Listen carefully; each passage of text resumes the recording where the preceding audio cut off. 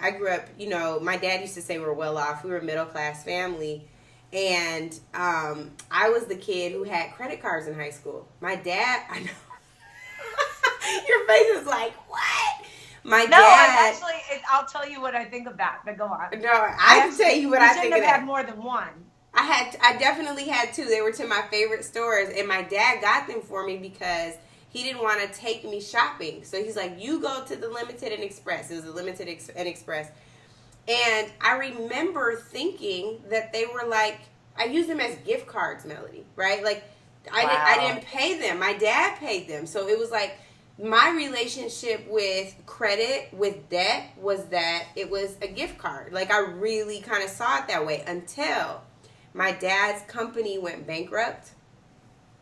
My car got repossessed because I had a brand new car in high school. Car got repossessed. Like, my phone was gone. Like, all of this stuff happened. And then it was about trying to reestablish an image of wealth without having the foundation of wealth to stand on, which is really, the truth of the matter is that's what we always had, right? There was no real savings and cushion and this and that. Like, my parents are renting their home. I'm going to get in trouble. I'm telling all the family business. But they were renting their home, and like, my mom was looking at a house they were getting ready to buy because they finally things were going really well. And it was just like the carpet was snatched from under my dad.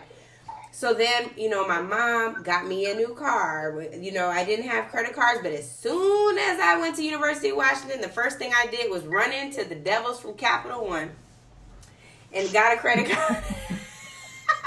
But, you know, you just do these crazy things, Mellody, to the point of when I was in church, and I've told students this, and they are like looking at me with all the judgment. It's fine. But went to church, was going to church, had my student loans, Mellody. Do you know that I used to pay tithes on my student loan checks? Wow. So again, like, I did not have any concept for debt. Like, none whatsoever. And so I think now I get it because I've seen, like, it stack, and I'm like, oh my God, like, I have to right size this. But things have always happened where, like, there's, you know, it comes through in the clutch. I know that it's almost like gambling. And what's so funny is my grandmother on my dad's side, she loved playing the slots. My dad loved playing the slots. So I won't play slots. Like, I won't do gambling.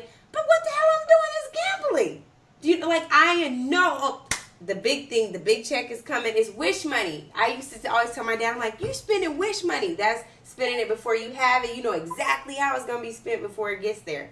I'm doing the same thing, basically, right? So I'm like, man, I have to change that narrative, but I can't change the narrative if I don't change how I'm living out the story.